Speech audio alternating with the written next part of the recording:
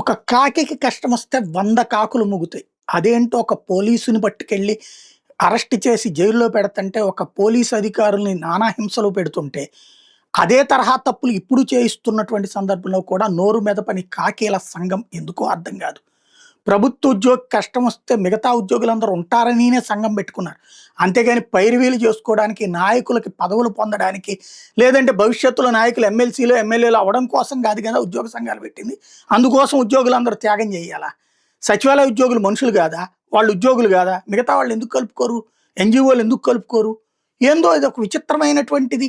చివరికి ఏ ప్రభుత్వాల మీదన పోరాడి ఉద్యోగుల హక్కులు సాధించాలనుకుని పెట్టినటువంటి సంఘాలు, ప్రభుత్వాలకి దాసోహం అనే నాయకులకి అలవాటు పడిపోయి, చివరికి తమ ఉద్యోగులు తమ తోటి ఉద్యోగులకు కష్టం వచ్చినా, నష్టం వచ్చినా మాట్లాడడం మానేసి మరింత హింస తమే ప్రోత్సహిస్తూ బ్రతికేస్తున్నటువంటి దౌర్భాగ్యకరమైనటువంటి పరిస్థితి. ఎందుకు ఈ నాయకత్వాలు అన్నది ఆత్మవిమర్శ చేసుకోవాల్సినటువంటి అవసరం అయితే ఉంది. తాజాగా ఉన్నతాధికారులు ఒత్తిడికి సచివాలయంలో పనిచేసే హెల్త్ సెక్రటరీ బలయ్యారు. వైఎస్ఆర్ జిల్లా కడప నగరం 27/2 గౌస్ నగర్ సచివాలయంలో పనిచేస్తున్న విజయ్ కుమార్ అకస్మాత్తుగా మృతి చెందారు.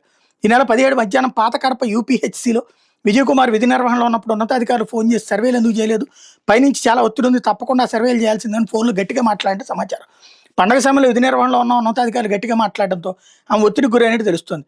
ఇప్పటికే ఆమెకు శ్వాస సమస్య ఉండటంతో ఇంటికి వచ్చాక తలనొప్పికి ఉందని మోషన్స్ అవుతారని కుమార్తె చెప్పినట్టు తెలుసు. ఆదివారం తెల్లవారుజామున 3:30 గంటలకు ఊపిరి ఆడడం లేదని చెప్తూ కళ్ళు మూసుకుని అలాగే ఒరిగిపోయిందని కుటుంబ సభ్యులు చెబుతున్నారు. ఆమె కుమార్తె ఉన్నారు. మొన్న కూడా ఇంకొక ఉద్యోగికి సంబంధించి ఎట్లాంటిది ఈ సర్వేలు. ఏందో ఈ సర్వేల వల్ల ఎవరు కొరుగుతుందో అర్థం కాదు. ఇదివరకు జగన్ కూడా ఎట్లాంటి సర్వేలే చేయించుకున్నాడు. ఓట్లేసి గెలిపించారు అదే జనం. ఇంటింటికి పోయి వచ్చారు వాలంటీర్. ఇంటింటికి పొద్దున్నే వెళ్ళి డబ్బులు ఇచ్చారు. అయినా కూడా ఓట్లేసారు వాళ్ళు. ఆ సర్వేలతో ఏం ప్రయోజనం అవుతుందో అర్థం కాదు. అప్పుడు కూడా పాజిటివ్గానే ఉంది ప్రభుత్వానికి అనే కదా సర్వేలు వచ్చినాయి. ఇప్పుడు ఇదివరకు వాలంటీర్లు చేసేవాళ్ళు ఇప్పుడు సచివాలయ ఉద్యోగులు.